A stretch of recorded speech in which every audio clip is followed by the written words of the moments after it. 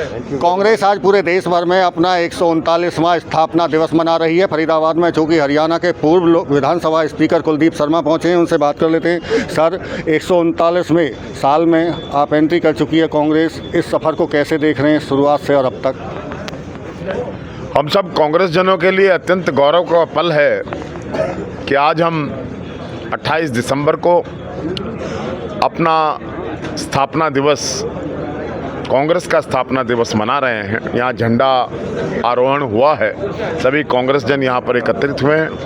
एक लंबा सफ़र है, 139 साल में एक संघर्ष की कहानी है, बलिदान की कहानी है। देश के आज़ाद होने के बाद देश के पुनर्निर्माण और देश को आगे ले जाने की कहानी है, जिस पर हमें बड़ा गर्व है कि इस देश का जो ये आधुनिक स्वरूप आप देख रहे हैं, ये सब कांग्रेस की देन है। कांग्रेस की देन है, चूंकि आप प्रेस कॉन्फ्रेंस में लोकतंत्र की हत्या का आरोप भारतीय जनता पार्टी पर लगा रहे थे। विपक्ष में आप स्पिरिट बता रहे थे कि विपक्ष स्पिरिट होती है, भावना विपक्ष में होती है। देखिए, निश्चित रूप से जो 4 स्तंभ हैं लोकतंत्र के,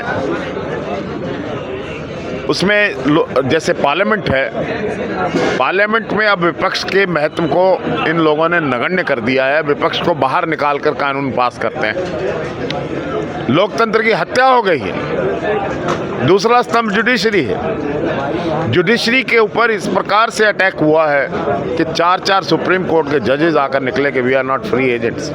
और अब जो नए कानून बनाए हैं उसमें जुडिशियल पावर्स को बिल्कुल और लोकतंत्र के अंदर हर आदमी का विश्वास, अंतिम विश्वास जुडिशरी पर हुआ करता है। उस जुडिशरी को डाइल्यूट करने की कोशिश की।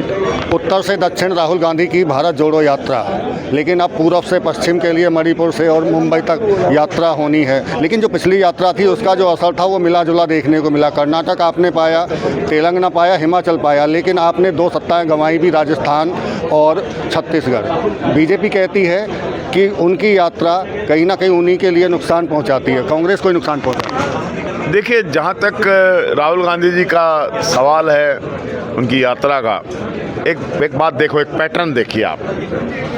भारतीय जनता पार्टी का दावा था देश को कांग्रेस मुक्त करेंगे।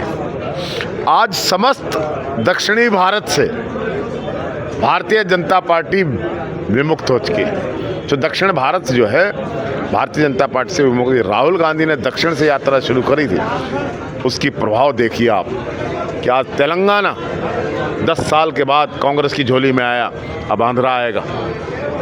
तो एक तो ये राहुल गांधी की यात्रा का था। दूसरा, भी ईस्ट से वेस्ट चले, सूर्योदय होगा और वेस्ट की तरफ जाएगा।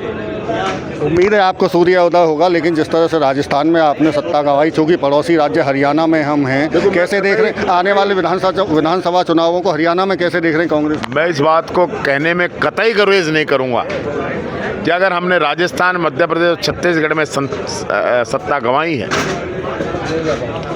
लेकिन हमारी वोटिंग परसेंटेज बढ़ी है, हमारी कार्यशैली को लोगों ने सराहा, लेकिन हमारी संगठनात्मक कमी हमें आज दिखाई दे रही है। संगठनात्मक कमी की वजह से 1-2% के मार्जिन से जो वोट डिफरेंस रहा, हालांकि कांग्रेस को वोटें ज़्यादा पड़ी, लेकिन मैं समझता हूं कि कांग्रेस को सबसे ज़्यादा जोर आज देने की ज़रूरत है वो संगठन पर। आप स्वीकार कर रहे हैं, बड़ी अच्छी बात है, क्योंकि कई कांग्रेस स्वीकार नहीं करते हैं। लेकिन हरियाणा में भी क्या इस संगठनात्मक जो कमी है उसका असर दिखेगा कुछ?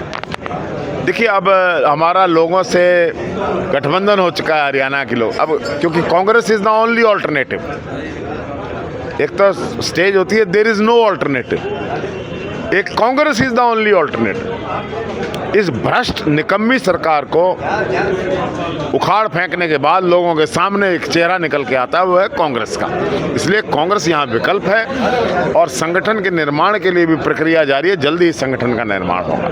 बिल्कुल, ये थे हमारे साथ में कुलदीप शर्मा, जो पूर्व विधानसभा स्पीकर रह चुके हैं। साफ तौर से कहना है, उन्हें उम्मीद है कि कांग्रेस का सूर्य जरूर उदय होगा और ऐसे में हरियाणा में भी संगठन जल्द बनकर तैयार हो जाएगा। और अब जनता खुद कांग्रेस का संगठन बन चुकी है और हरियाणा में दोबारा से कांग्रेस की सरकार बनने जा रही है।